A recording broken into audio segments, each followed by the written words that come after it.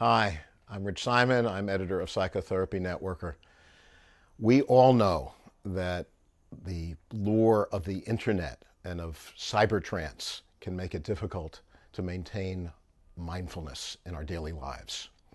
Recently, I had the opportunity to talk to one of the most popular mindfulness teachers in psychotherapy, Tara Brach, about how to deal with that challenge.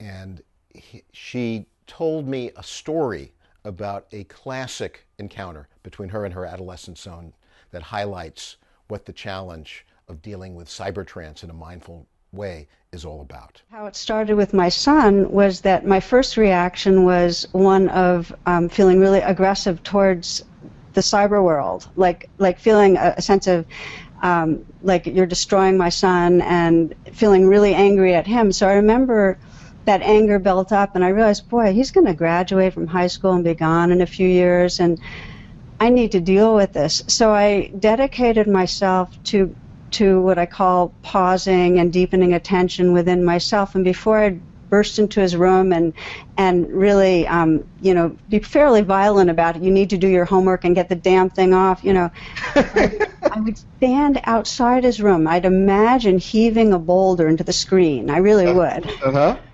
But I wouldn't. I would stay, and I'd sense that underneath my anger was fear that he was going to get pulled into this world of gaming and never really discover his full potential, And then under the fear was a sense of sorrow that I had kind of, the distance that it created. So I could then go in and talk to him from a place that was a lot more respectful and a lot less aggressive and have more of a communication. So that was the beginning. I wrote about it. It was actually a real turning point for us, because I had, so much was the controlling mother that just could barely stomach what was going on, because these video games were pretty violent, to doing what I call the sacred pause, where I would just not, before I'd say anything, I would get more intimate with my own experience. So I was coming from a place of more balance, more equanimity.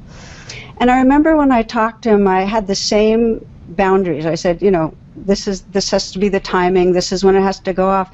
But I was also inquiring more about his experience and how come he felt like he wanted to stay up later and why he didn't feel like it was going to bed made sense. In other words, I actually had a dialogue, and I was able to understand for him how it gave him a sense of mastery, that he felt like he was developing a skill. And I was able to honor and acknowledge his enjoyment and his reasoning and still say, this is how it has to go. And he could listen because he didn't have to be so defensive because I wasn't attacking him. So how's that for challenging cybertrance in a lovely and mindful way?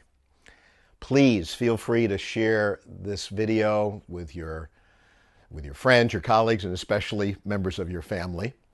And also, we'd love to hear your reactions to this vignette, and particularly however it resonates with you in your personal life or in your clinical practice. But let's continue the conversation. We very much look forward to hearing from you.